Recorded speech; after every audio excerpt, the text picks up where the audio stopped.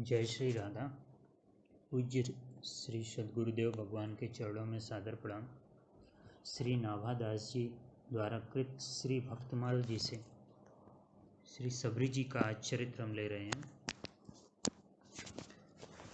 पवित्र जीवन के बिना पवित्रतम परमात्मा को कोई नहीं प्राप्त कर सकता।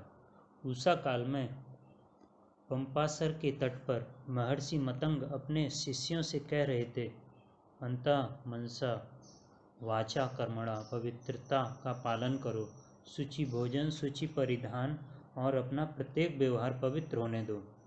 जीव मात्र पर दया और भगवान नाम में अनुरक्ति का सदा ध्यान रखो, तभी स्थावर जंगम लता वृक्ष आदि विश्व की प्रत्येक वस्तु में उन्हें देख सकोगे। यही सच्चा धर्म है। जाति कुल की बाधा से यह धर्म सदा मुक्त है। महर्षि और उनके शिष्यगण चले गए थे। सबरी उनके चरण चिन्हों पर लौट रही थी, जैसे उसे कोई अमूल्य निधि मिल गई हो। वृक्ष की ओट से ऋषि के समस्त उपदेश आदेश सुन लिए थे उसने। उसकी आंखें बरस रही थीं। सबरी का मन उसके सहसों से ही अशांत था। भोले भोले पशु पक्षियों की हत्या देखकर वह सिहर उठती थी। उनकी लहू लुहान देह देखकर वह अपनी आंखें बंद कर लेती थी। अकेले कोने में मुंह छिपाकर रोने लगती थी। चिंता, शोक और क्लेश से उसके दिन बीतते रहे। वह नवयौवन नारी बनी। विवाह की तैयारियां हो गईं। पति वीर था उसका। एक बाण से दो दो पक्षियों को मार लेता था। तेज से तेज दौड़ता हुआ हिरन उसकी आंखों के सामने से नहीं बच सकता था। प्रशंसा सबरी ने भी सुनी, पर वह छटपटा उठी। एकांत में जाकर अशांत मन से विश्व के प्राणाधार से प्रार्थना करने लगी, हे देव, मुझे पापों से बचाइए। मैं अधम से अधम भी मूर्ख नारी हूँ। मुझे पथ का ज्ञान नहीं। आप मेरी रक्षा करें नाथ, मैं आपकी शरण में हूँ। प्रार्थना करते करते रात अधिक हो गई। सबरी ने अपना कर्तव्य निश्चित कर लिया। अर्धरात्रि का समय था। आकाश में तारे टुकुर टुकुर ताक रहे थे। सबरी चुपके से दबे पांव घर से निकल पड़ी और घने जंगलों में जाकर विलीन हो गई। कंकरीला पथ, नदी, वन और पर्वत का उसे ध्यान नहीं था। वह भागती चली जा रही थी अनिश्चित स्थान की ओर। उस समय उसे केवल यही ध्यान था कि मैं अपने माँ बाप के हाथ न आऊं। हिंसा से बचकर आजीवन ब्रह्मचारिणी रहकर प्रभु भजन करूं। भागने में उसे अपने तन मन की सुधि नहीं थी। न क्षुधा थी न तृषा। 2 दिन बाद वह पंपासर पर पहुंची। वह थक गई थी। प्रातः हो चला था। पूर्व क्षितिज पर अरुणिमा बिखर गई थी। उस समय स्नानार्थी मतंग ऋषि की चर्चा उसने सुन ली थी। महर्षि के दर्शन से अद्भुत प्रभाव उसके मन पर पड़ा था। अपूर्व शांति का उसे आज भी अनुभव हुआ था। वहीं रहने का उसने निश्चय कर लिया, पर उसके रहने से ऋषियों के तप में विघ्न पड़ेगा। इस विचार से उसने अपने रहने के लिए ऋषियों के आश्रम से दूर एक छोटी सी कुटिया बना ली। उसने समझ लिया था, भगवान के प्राणाधार उनके भक्त होते हैं। भक्तों की कृपा हो जाने पर भगवत दर्शन निश्चय ही हो जाएंगे। वह एक पहर रात्रि रहते ही ऋषियों की कुटियाओं के आसपास की भूमि तथा पंपासर की ओर जाने वाले मार्ग पर झाड़ू लगा देती। एक कंकड़ी भी किसी ऋषि या उनके सौभाग्यशाली भक्त के चरणों में न चुभ जाए, इसलिए वह बार बार झाड़ू लगाती और वहां जल छिड़ककर सुगंधित पुष्प डाल देती। कुटियों के द्वार पर सूखी लकड़ियों का ढेर रख देती, जिससे संविदा लाने के लिए मुनिजनों को किसी प्रकार का कष्ट न उठाना पड़े। सबरी का यह नित्य का नियम था, पर मुनि लोग चकित थे। गुप्त रीति से यह सेवा कार्य कौन कर जाता है? ऋषिगण कुछ कह नहीं पाए। ऋषियों शिष्यों ने पहरा दिया। सबरी पकड़ ली गई। मतंग ऋषि के सामने उपस्थित कर दिया शिष्यों ने उसे। सबरी कांप रही थी। उसमें बोलने का साहस नहीं था। ऋषि की अपराधिनी थी वह। मतंग ऋषि ने उसे देखा। उनके मुंह से निकल गया, भगवत भक्ति में जाति बाधा नहीं डाल सकती। सबरी परम भगवत भक्त है। शिष्यगण एक दूसरे का मुंह ताकने लगे। महर्षि मतंग ने सबरी से कहा, तुम मेरी कुटिया के पास ही रह जाओ, मैं कुटिया की व्यवस्था कर देता हूँ। सबरी दंड की भांति पृथ्वी पर लेट गई। नेत्रों से प्रेमाश्रु बहने लगे। आज उसका भाग्योदय हुआ है।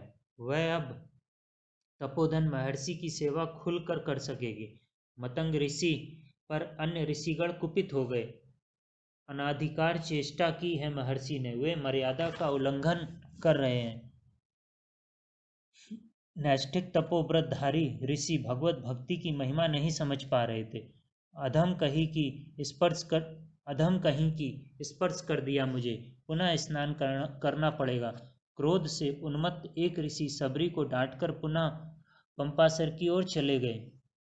सबरी ध्यानमग्न जा रही थी, उसे ऋषि का ध्यान नहीं था। ऋषि के बिगड़ने का भी उसे कोई ध्यान नहीं हुआ। वह अपने प्राणाधान के रूप में और नाम में छकी हुई सरोवर से लौट रही थी। ऋषि ने स्नान नहीं किया, सरोवर में कीड़े पड़ गए थे, जल रक्त से परिणित हो गया था। खिन्न होकर वे स्नान किए बिना ही लौट आए। आपके बिना मैं नहीं रह सकूंगी मुनिनाथ, फूट फूट कर रोती हुई सबरी महर्षि मतंग से कह रही थी।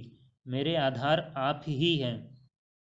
आपके ही द्वारा ऋषियों की थोड़ी बहुत सेवा का सौभाग्य प्राप्त हुआ है। आपके ही चरणाबिंदों में रहकर मैं भगवान को पाने के लिए विकल हो रही हूँ। आपके बिना मैं कहीं नहीं रहूंगी, परमार्थ सिद्धि भी नहीं कर सकूंगी। देव, आपके साथ मैं अपना प्राण छोड़ दे दूंगी प्रभु। अधीर मत हो बेटी, मतंग ऋषि ने सबरी को समझाया। मेरा अंतिम समय निकट आ गया है, मुझे अभी जाना चाहिए। पर तू अभी ठहर जा, दशरथ नंदन भगवान श्री राम यहाँ शीघ्र आने वाले हैं। तू उनके दर्शन करेगी और तेरी साधना पूरी हो जाएगी। ऋषि ने नश्वर काया का त्याग दिया। सबरी चिल्ला पड़ी, महर्षि महर्षि की बात सत्य होगी। भगवान दंड कारण में पधारेंगे, मुझे दर्शन मिलेगा। सबरी आनंद में छकी रहने लगी। पत्ते की खड़खड़ाहट से भी वह चौंक जाती कि कहीं भगवान आ तो नहीं रहे हैं। वह प्रतिदिन मार्ग साफ करके मीलों तक भगवान की जो आया करती। भगवान पहले मेरे यहाँ पधारेंगे, ऋषियों का निश्चय था। भगवान आए और आते ही सबरी की कुटिया का पता पूछने लगे। ऋषि चकित थे। प्रेम स्वरूप भगवान सबरी की कुटिया में पधारे। आह, सबरी का क्या कहना। सबरी देख राम गृह आए, मुनि के बचन समझ जिय भाए। सरसिज लोचन बाहु विशाला, जटा मुकुट सिर उर बनमाला।